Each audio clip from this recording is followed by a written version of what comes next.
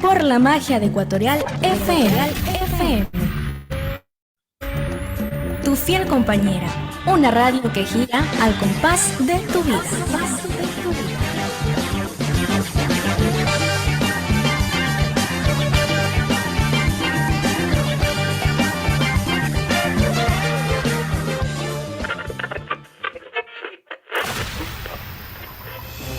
Hola, soy Cristian Salinas. Te invito este y todos los lunes a las 9 de la mañana al programa Argumentos. Tenemos la responsabilidad de sacar nuestro país juntos adelante. No lo defraudaré. Nosotros lo representamos a ellos. Argumentos. Con las voces de los personajes que protagonizan los hechos históricos de Ecuador y del mundo. Argumentos. Aquí, en Ecuatorial FM, la radio del Paralelo Cero. Te esperamos.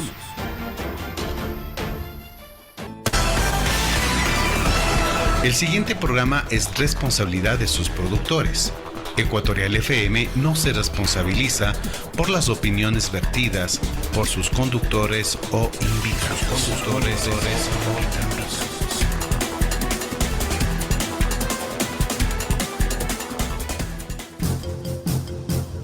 Ecuatorial FM presenta.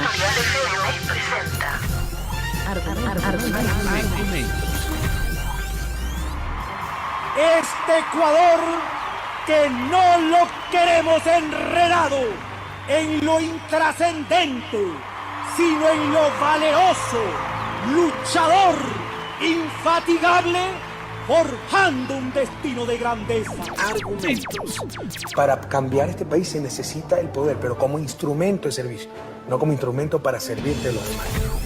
Actores políticos, económicos y sociales de Ecuador y del mundo muestran sus opiniones en Argumentos. El odio nubla el cerebro, contamina las más claras inteligencias. Argumentos. Conduce Cristian Salinas. Bienvenidos.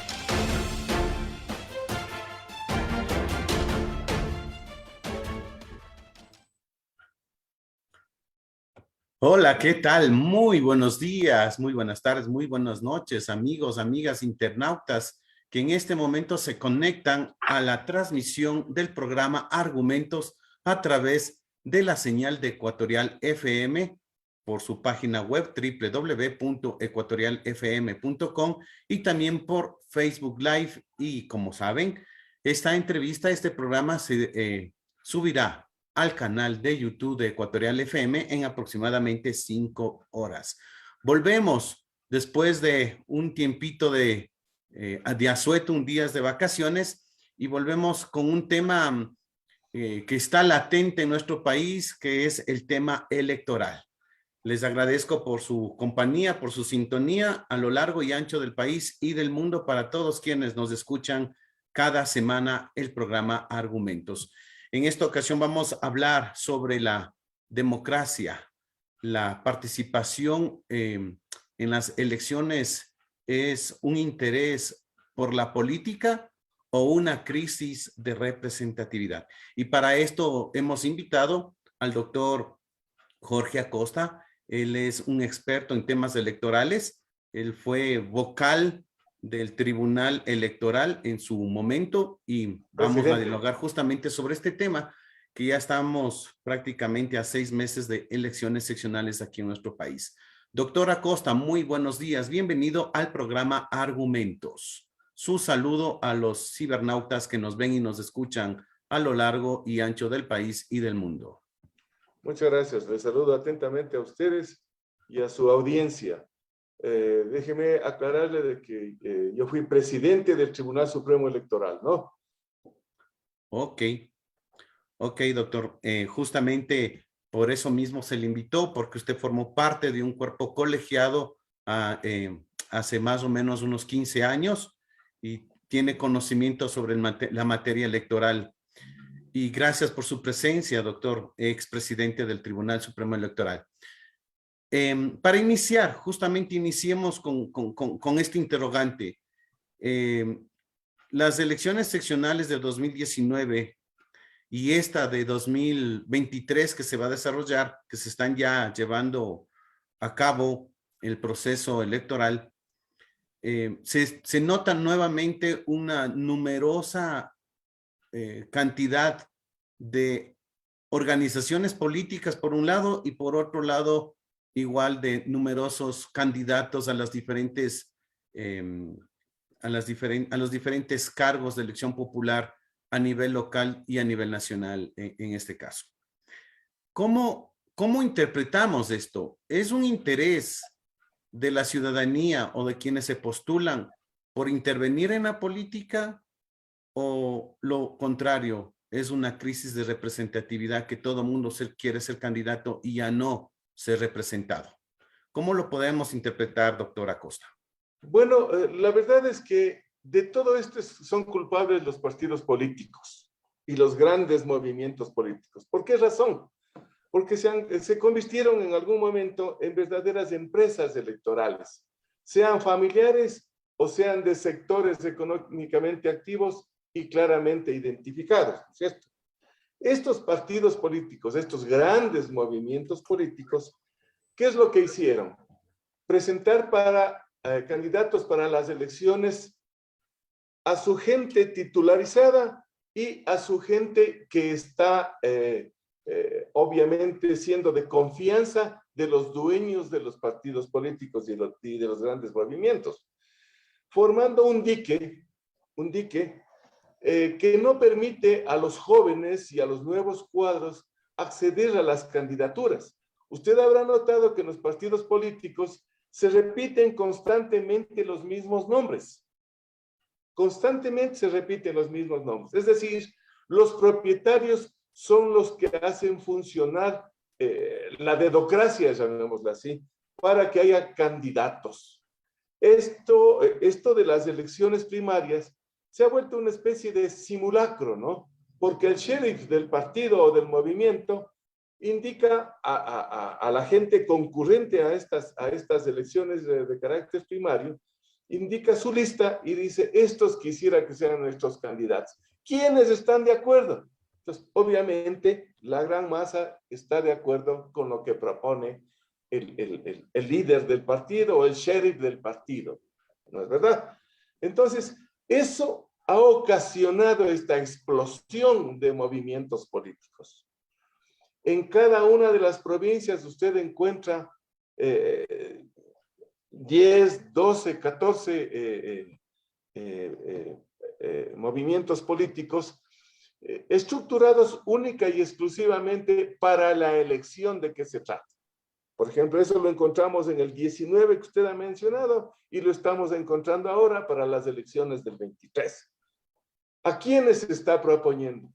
A gente que no tuvo oportunidad en los partidos políticos de ser candidatos, pero como no el número suficiente de gente debidamente preparada para proponer en las listas de candidatos, recurren ¿a qué? Nuevamente al mal ejemplo que pusieron los partidos políticos, a rellenar sus candidaturas con gente local que se ha distinguido por saber patear bien la pelota, por jugar bien al fútbol, por cantar bien, por bailar supremamente bien en el tubo, etcétera, etcétera, o por haber sido parte de los realities de televisión sin un gramo de inteligencia y de razonamiento. Entonces, por eso es lo que, pauperizándose las listas, porque esto también lo hacen los partidos políticos, pauperizándose intelectualmente las listas, ¿qué es lo que ocurre? Que tenemos gente en los cuerpos colegiados que no responden al interés de la ciudadanía ni del país. Es gente que va única y exclusivamente a hacer daño. Y no es que la estructura legal esté mal, sino que son las personas que se van a encargar de la administración pública las que cometen desafueros y las que cometen rompimientos legales y constitucionales. Eso es lo que está pasando en el país. Bueno, usted ha planteado que uno de los digamos que de los culpables o el aspecto que se podría llamar el culpable de este tema son los grandes partidos políticos, justamente porque estos grandes partidos políticos no han estructurado una escuela para la formación de cuadros y cuando existen esos cuadros, en cambio, no son tomados en cuenta y por eso tienen que crear otras organizaciones políticas para que esos cuadros puedan emerger de la oscuridad. Pero, ¿qué hacer ante eso? O sea, ¿es una cuestión normativa nada más o qué se puede hacer para de alguna manera presionar a las organizaciones políticas para que haya semilleros que en las elecciones futuras vayan apareciendo justamente esos nuevos cuadros? Es que lo que pasa es que no se trata de un asunto de la ley o de la normativa, ¿no es cierto? De leyes, normas, reglamentos, la Constitución. Leyes es lo que más hay en este país. Y créame que realmente no son malas las leyes. Repito, es la gente que las aplica la que tuerce la recta intención de la legalidad. ¿Qué es lo que está pasando? Usted y todos los ecuatorianos sabemos que los partidos políticos y ciertos movimientos que han alcanzado algún porcentaje determinado por la ley en las elecciones, en cualquier elección, tienen derecho a recibir un dinero que les asigna el Estado ecuatoriano. ¿Para qué les asigna?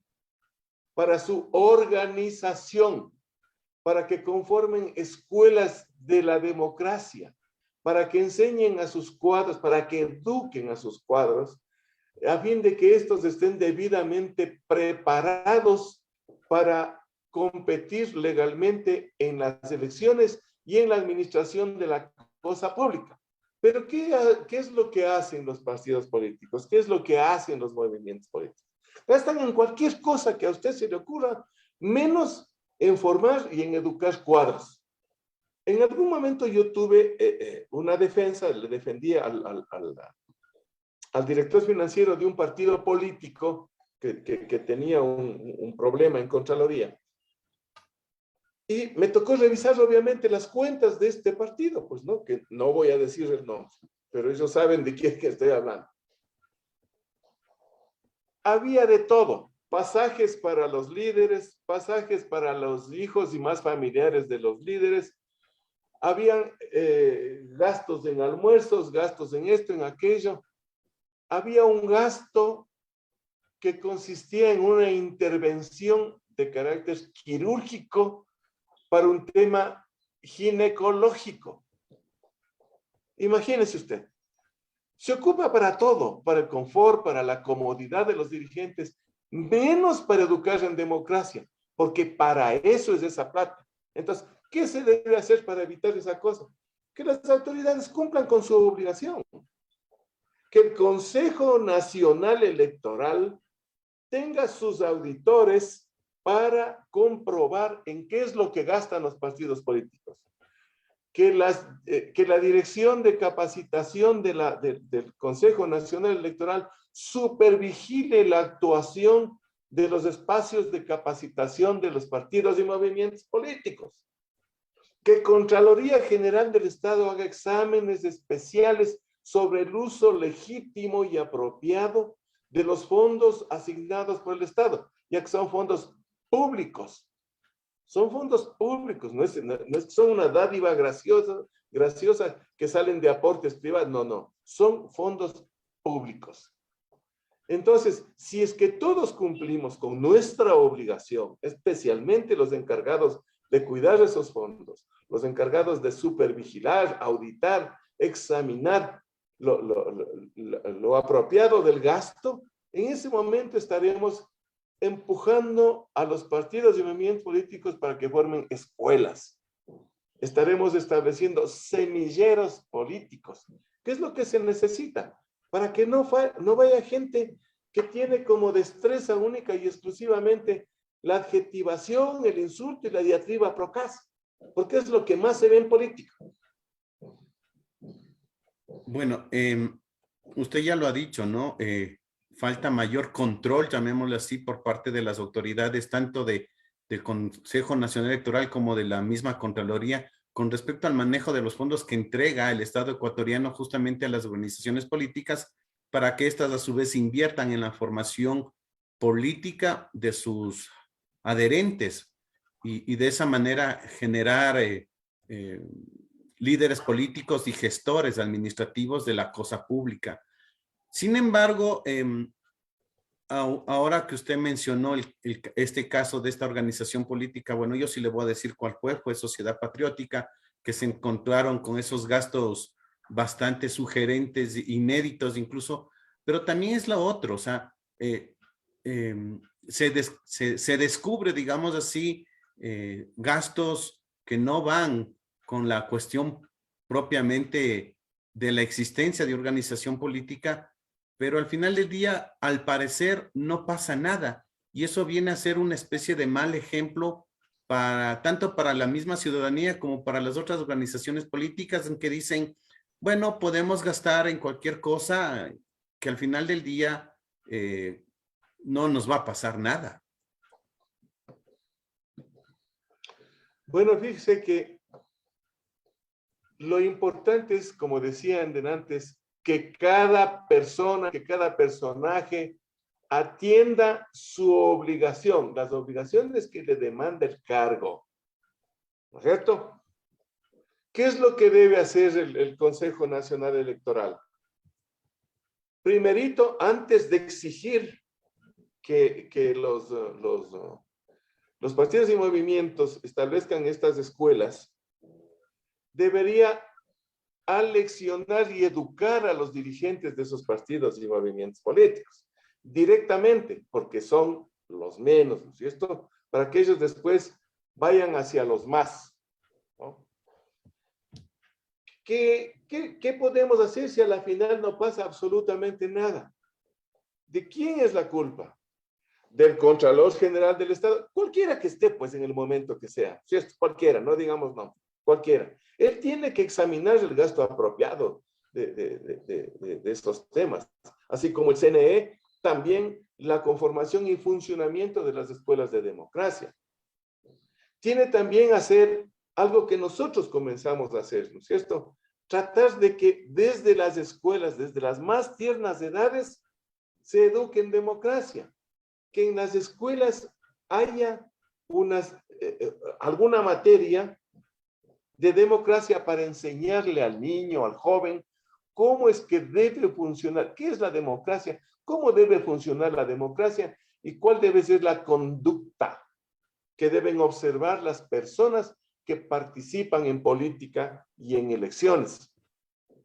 Sin descuidar, claro está, de que en las escuelas y colegios se restituye la ética que nos daban a nosotros desde cuando éramos niños y hasta cuando estuvimos en el colegio, ¿no es cierto? Que se restablezca, porque es necesario conocer los principios de la ética y del buen proceder. Eso es lo que hay que hacer. Y si es que no sucede nada, ¿quién es el organismo adecuado para realizar el supercontrol de todas las personas que aquí en el Ecuador ejercen la función pública y que no cumplen con sus obligaciones? Pues la asamblea. La asamblea. Entonces, claro, la gente dirá, pero es que a la asamblea va cualquiera, es que los asambleístas también no cumplen con sus obligaciones, etcétera, etcétera. Pero para eso está la ciudadanía también. Para aprender a escoger bien.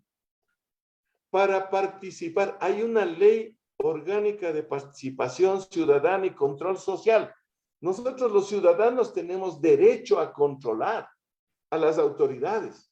Tenemos también derecho a decir, por ejemplo, en esta calle había 30 huecos.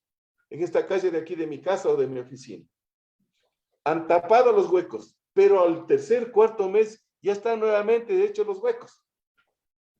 Primero detectamos que hemos elegido mal, ¿no es cierto? Y que debemos corregir nuestra forma de elegir y a quién elegir. Y segundo, presentar los respectivos reclamos y denuncias no solamente a la institución encargada de tapar los huecos, sino a la Contraloría para exigirle que establezca responsabilidades en los contratistas y en los fiscalizadores. El problema es que este es el país del dejar hacer y del dejar pasar.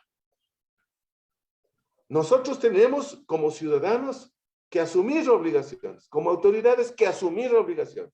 ¿Qué sucedió en el momento de que el Congreso Nacional de ese entonces, del año 2008 me parece, incumplió sus obligaciones e interrumpió el proceso electoral? Pues destituimos a los diputados. Yo destituí a los diputados. ¿Por qué? Por obrar mal. Pero hay que actuar, hay que hacer las cosas. Hay que tener ganas y el coraje de hacer las cosas. Porque si no, sucede lo que está sucediendo ahora. Indiferencia, incapacidad, indolencia, mientras la ciudadanía, por haber elegido mal, por no tener educación democrática, está en manos de la delincuencia, del sicariato, de la corrupción y de alguna banda delictiva oficial y otras bandas delictivas que no son oficiales. Bueno, usted ha dicho algo que es muy importante con respecto a al derecho que tiene la ciudadanía, por ejemplo, a reformularse con respecto a la elección realizada, es decir, lo que se conoce ahora como la revocatoria del mandato. Pero, por ejemplo, hemos visto y hemos sido testigos que cuando una autoridad tiene un cierto apoyo de ciertas entidades del mismo Estado o de la parte privada, como que esta revocatoria se ve interrumpida o se ve manoseada, pero no se le da esa oportunidad a la ciudadanía para poder ejercer justamente ese derecho de revocar el mandato a quien creen o a quienes creemos que tal o cual autoridad no ha cumplido, especialmente con su ofrecimiento, ¿no? Y con otros factores que tienen que ver con la gestión de la administración pública. Ahí está el ejemplo del periodo pasado, por ejemplo, en el caso del expresidente Lenín Moreno, donde no se pudo hacer la revocatoria del mandato como así lo pidieron algunas personas, algunos colectivos. En este año igual, hasta hace poco, igual hubo un colectivo que pidió la revocatoria para el presidente Lasso y desde el Consejo Electoral no se dio paso a esas peticiones. ¿Por qué? Porque hay influencia política del gobierno con los integrantes de este cuerpo colegiado que es el Consejo Electoral. ¿Cómo la ciudadanía puede ejercer ese derecho si las entidades llamadas a garantizar esos derechos no lo ejecutan? Lo que pasa es que los ciudadanos también somos de un solo hervor, como dicen en provincia, ¿no es cierto? Yo soy de provincia. Somos de un solo hervor. Presentamos en este caso una revocatoria con todo el entusiasmo necesario, con toda la fuerza, haciendo nuestro mejor esfuerzo. Recibimos un rechazo y nos quedamos ahí. Si es que apelamos de esa decisión ante el Tribunal Contencioso y luego para la Corte Constitucional, pues tendremos más oportunidades de lograr nuestro objetivo de establecer una revocatoria del mandato en contra de quien ha incumplido su propio plan de gobierno. ¿Por qué le rechazan al colectivo al que usted se refiere? Dicen que el plan de gobierno puede ser cumplido en 4 años. Entonces, ¿para qué establece la Constitución y la ley la posibilidad de revocar, de pedir la revocatoria de mandato después del primer año y antes del último año? ¿Para qué? ¿Para qué está diseñada entonces esa ley? Es decir, puede dormirse en los laureles el presidente, nos deja en manos de la delincuencia y del sicariato 3 años, 10 meses. Y ahí recién tengo yo la oportunidad de hacer una revocatoria. Ya no puedo, no ve que ya pasó el último año. en el cual yo puedo hacer la revocatoria. Entonces, no quiero utilizar una palabra demasiado grosera, pero es la que cabe, siendo torpe, la razón por la cual rechazan o niegan esta revocatoria, porque es torpe decir lo que dijeron. Tenemos derecho los ecuatorianos a apelar, pues. Tenemos derecho a presentar una acción de carácter judicial en contra de estas personas que están pronunciándose contrariando al texto de la ley. Pero claro, nosotros dejamos ahí, dicen, lo que pasa es que están influenciados por el gobierno, lo que pasa es que tienen apoyo de esto, lo que pasa es que ellos quieren que salgan adelante el gobierno y por eso no nos quieren dar. Ay, dejemos nomás ahí. Eso no debe ser. No debe ser. Yo conozco que se está preparando con gente muy preparada, valga la redundancia, muy preparada intelectual y profesionalmente, un nuevo pedido de revocatoria del mandato. Pero a nosotros nos van a decir así nomás que no, pues. Nosotros vamos a presentar dos motivos. El uno, el incumplimiento de la Constitución. Y eso está más que probado, inclusive, con documentos producidos por organismos internacionales. Y el segundo motivo, por no haber cumplido con el plan. A nosotros que no nos vengan a decir, vean, puede cumplir en los 4 años el plan. No, señor. En el mismo plan que yo tengo la copia certificada, que yo le pedí que me dio el Consejo Nacional Electoral, en ese plan hay un cuadro que establece 4 espacios. Y tiene las X en cada uno de los espacios. Es decir, que tiene que cumplir con la 4ª parte del plan en cada año de mandato. Ahí dice el plan. Y eso no va a cambiar el Consejo Nacional Electoral porque le place o porque tiene mayorías de votos ahí el presidente. Eso no está bien. Fíjese, si dejamos que se hagan estas cosas, ocurren abusos, ocurren desafueros, como ahora están, por ejemplo, ocurriendo en el tema de escoger los candidatos para el Consejo de Participación Ciudadana y Control Social. ¿Qué está ocurriendo? Le ponen a usted, licenciada Salinas, está proponiendo su candidatura, ¿no? Pero le está debiendo el 1 por 1000 de una transacción que ha hecho en el SRI. De una transacción, de una compra-venta, le está debiendo el SRI el 1 por 1000. Ese precio no ha vendido nada. No, dice, vea, aquí está el oficio en donde se manifiesta que usted debe ese 1 por 1000.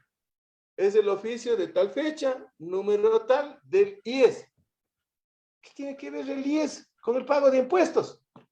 Así están echando afuera a los candidatos que no son afines al gobierno, para que la mayoría de ellos, afines al gobierno, ganen los puestos que necesitan en el Consejo de Participación Ciudadana y Control Social.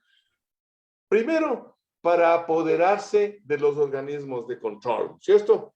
Fiscalía, Contraloría, superintendencias. Todo lo que eligen el Consejo de Participación. Y además, para que no haya la tarea más importante que debe tener el Consejo, que tiene el Consejo de Participación Ciudadana y Control Social. ¿Cuál es esta? Esa, la de participación ciudadana, la de control de la corrupción, la de persecución de la corrupción, la de presentación de denuncias y demandas en contra de las personas que han incurrido en el lleve de los fondos públicos. Es lo que nunca ha hecho el Consejo de Participación Ciudadana y Control Social, debiendo hacerlo, porque así dice su propia ley. Entonces, eso es lo que quieren, apoderarse de ese consejo, haciendo este fraude, entre comillas, intelectual, este fraude de escogitamiento, este fraude de bloquear a los ciudadanos que quieren participar, para que vayan únicamente quienes cumplirán los vicerazos del gobierno nacional. Y así, si es que no vamos reclamando, seguiremos en el marasmo, seguiremos hundiéndonos en la delincuencia, en la corrupción y en todos los males que usted se pueda imaginar. Doctora Costa, usted acabó de mencionar algo que me llamó la atención. Usted dijo, vamos a presentar una nueva solicitud de revocatoria del mandato. ¿En ese vamos está incluido usted? ¿Algún Sí. colectivo al cual usted pertenece? No, no, no. Y yo estoy incluido. Estamos varios ciudadanos, estamos, que tenemos alguna experiencia, ¿no es cierto? Exministros, etcétera, y especialistas, por ejemplo, en seguridad. Estamos examinando el plan de trabajo y lo que está ocurriendo en el país para que vaya técnica, científicamente estructurada esa petición, para tapar todo hueco posible para que por ahí se filtre alguna negativa. Especialmente de estas negativas que duelen a la misma democracia, ¿no es cierto? ¿Ah? Claro. ¿Y para cuándo más o menos tienen pensado presentar esa solicitud? Lo estamos haciendo con la seriedad del caso, nos estamos tomando el tiempo necesario y ya estamos examinando los documentos finales. Yo estimo que unos 45 días más estaremos haciendo la presentación de esa petición de revocatoria. Estamos hablando de finales de septiembre, principios de octubre. Aproximadamente, aproximadamente. Ok. Volviendo al tema electoral propiamente dicho, ¿qué podemos hablar en cambio con respecto a la parte ideológica? Ahora la mayoría de candidatos que en la época pasada estuvieron con un partido de derecha, ahora aparecen con los de izquierda, y los que estuvieron en izquierda hoy aparecen en los de centro derecha, bueno, etcétera, etcétera, etcétera. Y el argumento es que las ideologías no importan, sino el pragmatismo político. ¿Están así como lo dicen? En un artículo escrito por Santiago Basabe la semana pasada, indicaba que los candidatos que no tienen un perfil ideológico planteado y estructurado, simplemente son candidatos de no confiar. ¿Qué dice usted al respecto? Bueno, realmente concuerdo con el doctor Basabe, ¿no?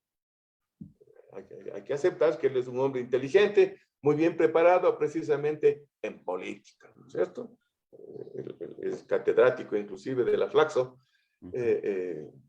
Sus opiniones son muy respetables en mi personal punto de vista. Sí, yo no he visto tampoco ningún candidato que tenga una ideología definida. Es más, si usted le pregunta a cualquier candidato de los que terciaron para la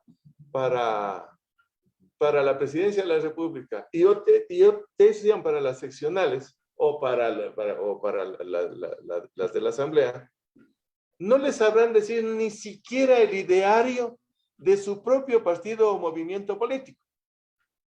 Si usted toma la cartilla del ideario y le pregunta a uno de los candidatos de cualquier partido, ¿qué dice su cartilla del ideario? No les sabrá decir ni siquiera el título del cuadernillo. Peor aún, enterarse de lo que dice la supuesta ideología que le está patrocinando para las elecciones. Y si no, usted verá con una simple observación de la migración de los candidatos entre uno y otro partido político, entre una y otro movimiento político. Migran, no importa que sean de derecha, no importa que sean de izquierda, se hacen alianzas electorales entre partidos de izquierda con partidos de derecha, lo cual resulta absurdo. ¿Y con el solo fin de qué? De alcanzar el mínimo del porcentaje exigido para no desaparecer. E inclusive hay partidos que han alquilado su espacio a personas que no tenían partidos o movimientos para poder terciar en las elecciones. Entonces, ¿de qué ideología estamos hablando? Aquí no existen las ideologías políticas. Por eso, la importancia de la educación en democracia, de la que hablábamos al inicio de este espacio. Doctor, justamente acaba también de topar otro tema que es importante hablar. es de esos partidos que ceden espacios a personas que de pronto tienen una buena aceptación por parte de la ciudadanía, por un lado para que esa persona se pueda candidatizar y por otro lado para que ese partido político u organización política tenga una votación la suficiente para no desaparecer del mapa electoral. Pero sin embargo, lo que no se dice, y por obvias razones poco se hace, es que estos partidos u organizaciones políticas venden esos espacios. ¿Qué hacer al respecto? Vea, nada raro sería de que vendan el espacio. No les llamarán venta, les llamarán un aporte al partido, yo qué sé. Pero en la práctica ocurre eso, lo que usted manifiesta. Le venden el espacio. Porque no puede usted explicarse de ninguna otra manera la facilidad con la cual acceden a esos espacios, ¿no es cierto? E inclusive se hablaba en tiempos pretéritos de que si estos personajes populares de televisión, etcétera, etcétera, exigían a los partidos una cantidad para ingresar como candidatos a fin de arrastrar más votos para que la gente del partido salga también electa. Eso también hemos sabido, ¿no es cierto? Eso también hemos sabido. El problema vuelve a ser el mismo. El problema no es de leyes, es de las personas encargadas de ejecutar esas leyes en las instituciones donde han sido elegidos. En las instituciones electorales, por ejemplo. ¿Qué fue lo que pasó cuando detectaron que había una venta grosera y falsificaciones de afiliaciones a los partidos y movimientos políticos? Ahí a usted nada raro hubiera sido que se encuentre en el partido fulano de tal, o yo en el partido fulano de tal afiliado, sin haber sido afiliados nunca. Yo, por ejemplo, no he sido afiliado nunca. Pero no era nada raro, un hermano mío salió afiliado al Partido Social Cristiano. ¿No es cierto? Entonces, esas cosas ocurrieron. Esas cosas, inclusive se rumoraba de que para formar nuevos partidos políticos se vendían los disquetes con las firmas de las personas que iban a ser afiliadas. Se vendían en N cantidad de dólares. Se hizo la pantomima, porque eso fue la pantomima de hacer el escándalo. La pantomima de hacer una denuncia. Pero en el momento en que se encontraron con que también los partidos políticos de las personas que estaban de autoridades en ese momento tenían firmas falsas, se quedaron quietos. ¿Qué pasó ahí? Habiendo habido falsificación, no solo de firmas, sino falsificación de instrumento público, porque un registro electoral es documento público. Y falsificar un documento público es gravísimo, extremadamente grave. Pero no pasó nada. Quedó ahí, durmiendo el sueño de los justos. No se inició ni siquiera una indagación. Menos aún se buscó a las personas, que era muy fácil de ubicar, que utilizaron en su beneficio las firmas falsificadas. Porque claro, alguien tenía que presentar pues esas firmas falsificadas para formar un movimiento o un partido político. Y esa persona debió ser procesada y debió ser sancionada, debió ser sentenciada. Pero como en política, en estos intríngulis políticos, todo puede suceder a mansalva, no pasa nada y seguimos en la desgracia de tener una política y una democracia paupérrimas. Amigos internautas y cibernautas que nos ven y nos escuchan, estamos en el programa Argumentos. Estamos hablando sobre el proceso electoral y las elecciones en el país, ya que en 2023 aquí en Ecuador se realizarán elecciones de tipo seccional. Se van a elegir alcaldes, concejales, prefectos provinciales y vocales de juntas parroquiales, para lo cual hemos invitado al doctor Jorge Acosta, expresidente del Tribunal Supremo Electoral, ahora Consejo Nacional Electoral. Doctor, gracias por su presencia, y para ir terminando, bueno, ahora hay muchas organizaciones políticas que a nivel local están haciendo alianzas para impulsar a ciertos candidatos, pero estos partidos políticos, por tendencias ideológicas, es un poco extraño esas alianzas. Por ejemplo, el Partido Socialista con Creo, por ejemplo, en Azuay, o aquí mismo en Pichincha con Freire, que le están candidato al alcalde de Quito. Son uniones bastante cuestionables, pero sin embargo la ciudadanía, que de una u otra manera se da cuenta, o que nos damos cuenta de estas uniones atípicas, nos vemos o nos sentimos indefensos ante ese tipo de alianzas. ¿Cómo interpretar o qué hacer ante esas alianzas atípicas? Contra natura, diría yo. Exacto. Porque no es natural, no es bueno, no es democrático que haya ese tipo de alianzas, ¿no es cierto? El agua con el aceite. Usted ha mencionado el Partido Socialista, que es un partido de izquierda, según su ideario político, con el partido Creo, que no tiene ideario político, que es un partido que únicamente se orienta hacia precautelar e incrementar los patrimonios de sus integrantes, ¿no es cierto? ¿No? Por ahí usted encuentra que los que ganaron, patrocinados por Creo, estas últimas elecciones, pues están interesados en captar la superintendencia de bancos. ¿Para qué? Se dice que es para adquirir uno de los grandes bancos de aquí del Ecuador.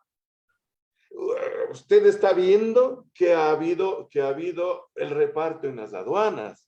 Usted ha visto que por ahí un mandarina de Petroecuador ha dejado que meta la mano en los nombramientos a su esposa.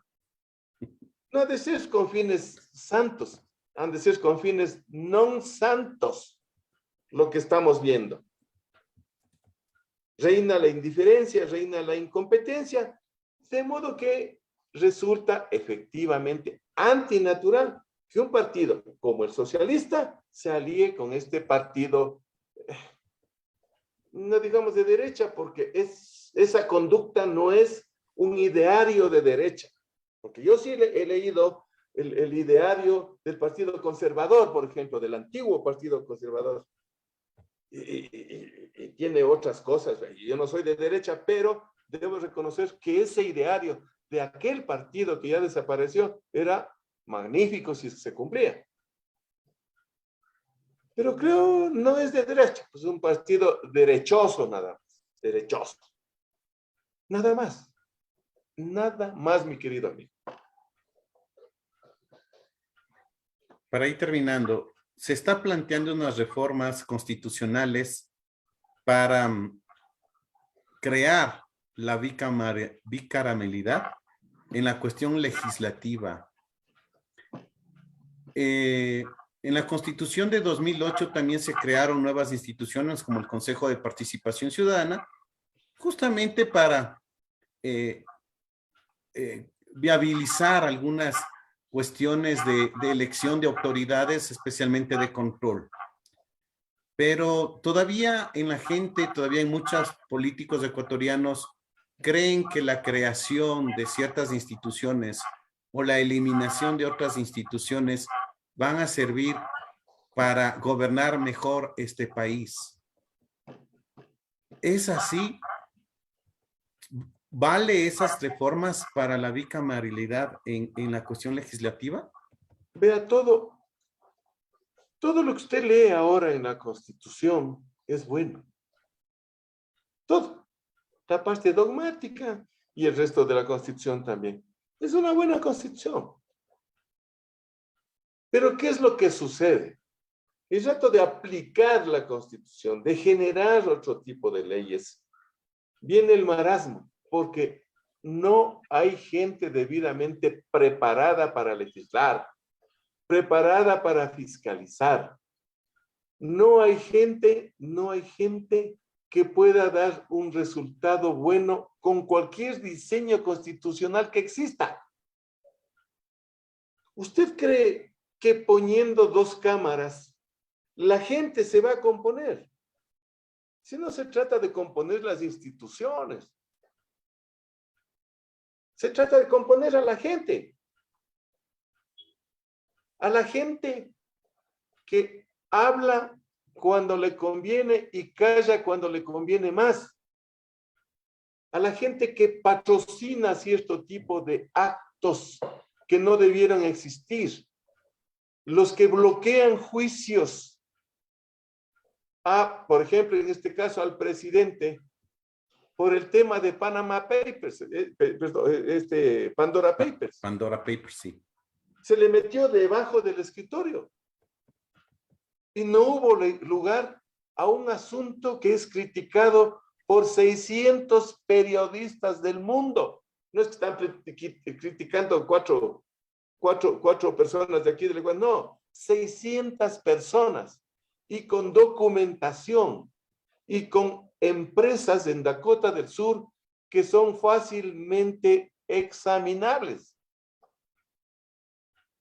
¿Usted cree que cambiando el diseño de cámaras de la legislatura va a cambiar esa gente que protege a sus padrinos?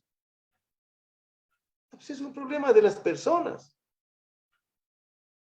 No de diseños, no de instituciones. Si en una institución usted encuentra una buena autoridad que sepa llevar bien las riendas, que lo haga con buena fe, con recta intención, con pulcritud, esa institución sale adelante. Cualquier institución que sea. Pero si hay gente como la que estamos conversando, cualquier institución se vuelve una cloaca.